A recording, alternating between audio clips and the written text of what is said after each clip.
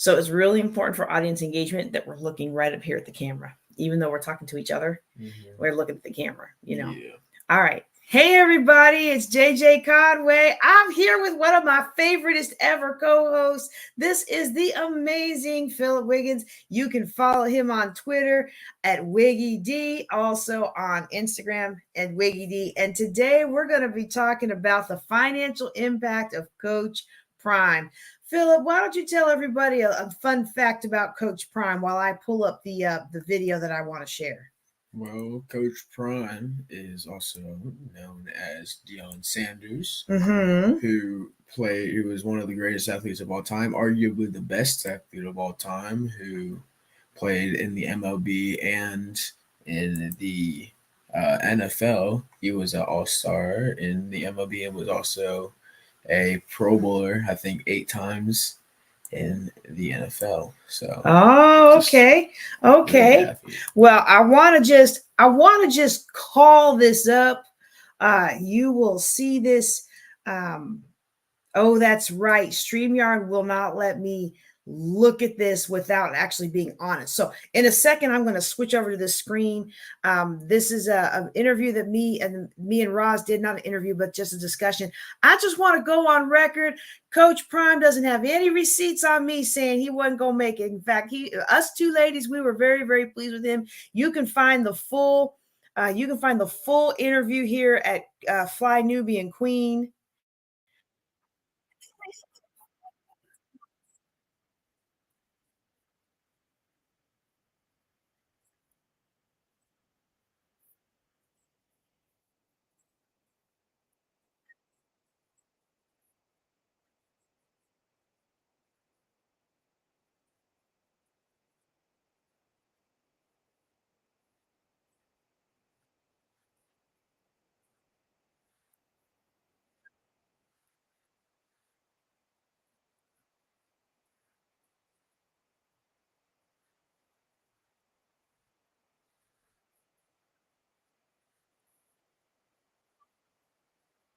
Mm-hmm. And that they deserve. And you know what else they did? I don't know if I told you this. You know what else he did is he said he was going to turn their program around. And if you don't believe me, I'll put up half. So of his salary, when he had to sign a 4-year contract for $300,000 a year. That's $1.2 million. He put up half of his salary and said, here, you can have half of my salary if this doesn't work. And of course, we all know that it did work. He completely turned that program around. He brought in all kinds of bennies for the young men that were there. And I was shocked. I have somewhere the 60 Minutes footage. I've got to figure out what's going on with my computer. I meant to show it to y'all. But when I saw the night and day difference between like what big schools like LSU have in their locker rooms and what Jackson State had before Coach Prime got there, it was night and day difference. And look, y'all, some of y'all who are sports minded, you go ahead and make a comment on this and let me know. But when I went and looked, it was not that long ago that Coach Richardson, is it Richardson at a particular school? I forget which school it was. I should have left that up. I really should have. I was just astounded. It was less than 10 years ago. It was historic, groundbreaking, high salary at an HBCU coach for $200,000 a year. Y'all, I understand that our schools, our HBCUs are struggling when it comes to finances compared to some of our PWIs, but it's very, very important to understand the playing field that Coach Prime showed up to. And so in that 60 Minutes interview, he said, well, they asked him if somebody else offers you more, will you go? And he went. And he came under a lot of fire for going to Colorado.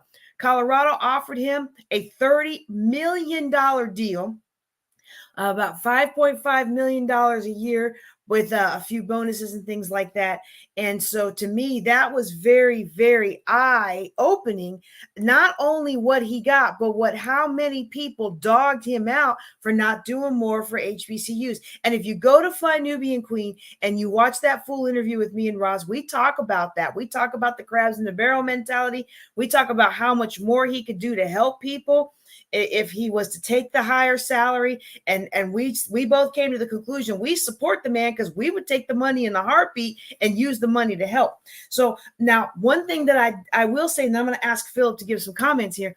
one thing that we noted that they noted on ESPN and stuff was that 80 something new people, was it 86 new players on the team, and 46 of those were transfers.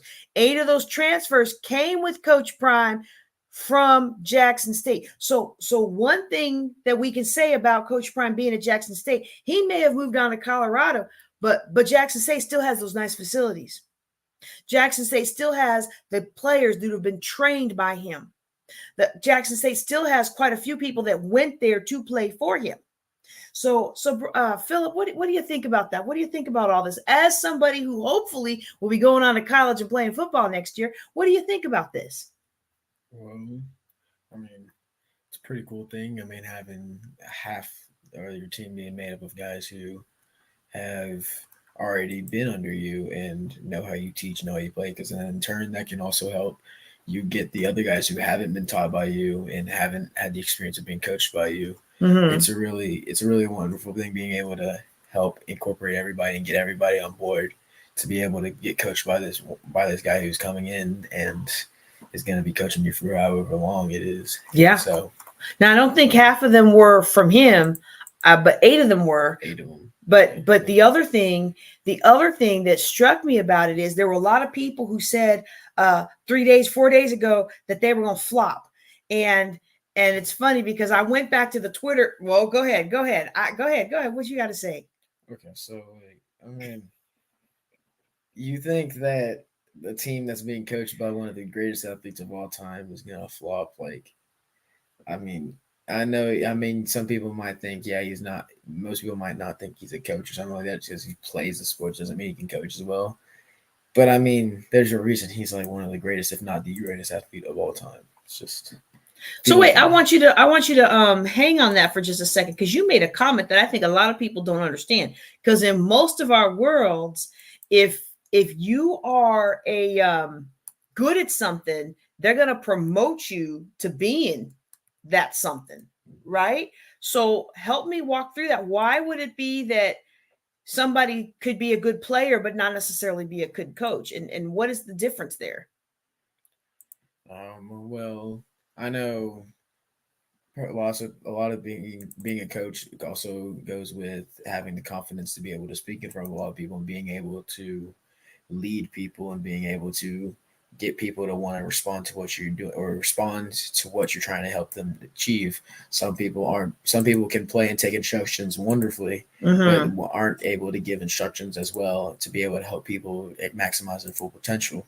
So it's really just dependent on the type of person you are, because if you're a person who can take instructions mm-hmm. and like can become very well, I don't know what the word is, but can take instructions really well from somebody, no matter who they are, can do it really well and help get their potential maximized by that person. Maybe a really good player, but if that same person might not be able to do the same thing for other people, so just meaning that they may not be well equipped as a coach. All right. I like that. I like it because it's all about leadership. Yeah. Mm-hmm. Mm-hmm. Let me see what time is that. Okay. I'm going to go ahead and put this up there. So somebody here has a differing opinion. Gerard here says another Black person that comes along to save corporate colonial America and rebuild their brand, they get in prime time on the relative cheap. And I think that's actually, I think the fact that they're getting somebody who should be paid a lot more on the relative cheap is a huge, I agree with that statement for sure. At the same time though, I'm not so sure, and I want to be very careful how I say this, because if any football coaches are watching, especially, and if any Stephenville football players are watching, he has not asked me to say this. He has not voiced this to me. This is just my observation as a parent, is that certain people get certain kinds of play and certain people get certain kinds of time. And a lot of people that look like my son don't get the shine. And I'm not saying he doesn't get the shine, because as you're going to see in a second, we're going to switch over to Twitter. You're going to see that he got defense MVP of the last game. But when you look at the footage and you look at the videos and you look at who's highlighted and all those different things at high schools and colleges across America, you don't see as much attention paid to people that look like my son as you do to others. All right. So here we go. Here we go. Hey, how you doing? All right. Yes, he is. Yes, he is. And I'm biased. I admit it, but he is. Now look. Now this is something we wanted to talk about here. He earned his salary before the game. Y'all, this is something I wanted to talk about today, and we're going to wrap it up quick. It took us a little longer to get up and running than I expected for our initial episode. But these Talk About It Tuesdays are going to be coming to you every Tuesday with my wonderful son, Philip Wiggins, as long as we're in town. He doesn't have a conflict at school. We're going to be coming to you more often and with better facilities and everything. But before we go, I want to bring this up. Hold on. Let me get this share screen. Not settings. Let me share the screen because Coach Prime, there's a fantastic article in the Denver Post that talks about how Coach Prime basically has already paid for himself. And so that's why I agree a little bit with Gerard's comment, because, you know, if you, come on now. If you are looking to do something, you want to make sure you got a good return on investment, and they've already got a good return on investment. In fact, it's not loading very well. I love that picture. I'm going to go ahead and go to my highlight of that I made of this. So they had already, before he showed up, they had 100% increase in merchandise sales before he even showed up. They had the athletic department royalty revenue for 2022 to 2023 was 1.99 million. Okay. And now, and 29% of that, 29% of that was from co-branded gear. So before he even played a game, y'all, before he even played a game, he had already brought to the school $580,000 for this school year before they even played a game, just off the co-branded merchandise. Then you add in the front porch effect. Did I talk to you about the front porch effect? You know what the front porch effect is? Football is like the front porch. The front porch is what's all nice and inviting, and it's what brings other people in. And so the football program, a lot of athletes sometimes in other programs feel like football gets a disproportionate share of attention, but football brings in a disproportionate share of the money. So they use football like the front porch to welcome you in. And according to this Denver Post article that's not really scrolling well for me today, they had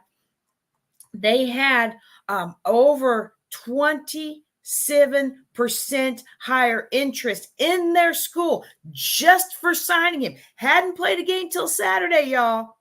Just for signing him. And then the name, image, likeness deals for these young men, for several of the young men that have been that have received name, image, likeness deals already, just from being associated with Coach Prime. Y'all, 1.5 million, 1.3 million. You cannot ignore these numbers. And these are for players that look like my son. So as much as I would love for him and people like him to be at the HBCUs, I would love for people like my son to make that kind of money and to be able to. Now, here's where we differ. This is where I differ from a lot of people. What do I want you to do when you make that kind of money? You notice I said when, not if. What do I want you to do when you make that kind of money? Buy you a house. I have never asked you to buy me no house. I got my own houses and lands and properties. But you can buy me another one. Buy me one in Santorini. I'll take it. Invest it. Why?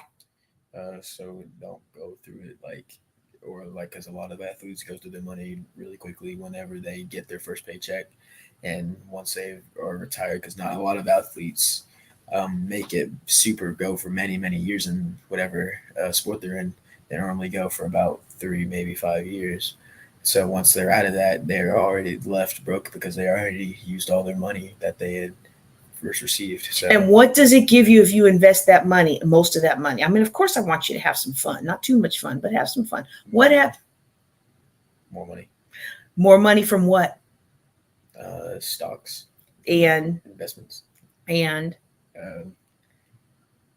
And what's the difference between that money and the money you have from showing up to play or showing up to a job? It's mine. It's yours. And what do you have to do for it? Nothing. That's right. It's called passive income. Passive income. It's called passive income. That means my waking up in the morning, I get that check and I didn't have to do a thing for it. It came to me because of what I had already done, the investment that it already made, the hard work that was already done. Yay. He's learning, y'all. All right, y'all. Well, I have so much more I want to say on this, but I got to get little one up. Please don't hate me. Please don't hate me. Please don't be mad at me. I gotta get my firstborn young man back to school. His break time. He has two. Look, y'all, this is called enterprising parenthood. He has 2 classes free in the middle of the day. And so you know what we decided? I decided to make him my intern so he can earn some money. So now look, if I'm gonna be so bold and if I could be so brazen, I'm going to ask y'all to drop young man a little something for his college fund. I'm going to do, you can PayPal or Cash App me at Queen of Cash Flow. And that will go, and you put Philip in the scholar of college in the chat. I mean, not in the chat. You put Philip College. I just dropped that in the chat. You put Philip College in the comments, and 100% of those are going to go to his college fund. Now, look, this is going to be a regular broadcast. Talk about it Tuesday. We're going to be talking about things that impact young people who are getting ready to transition to college and transition into the real world. And we're going to be talking about it, and you're going to have me make that pitch every single time. Please, please, please help support my son's college efforts in addition to what I have already set aside for him. All right. I thank y'all for being here. Next time we'll have more to say. Y'all take care and be blessed.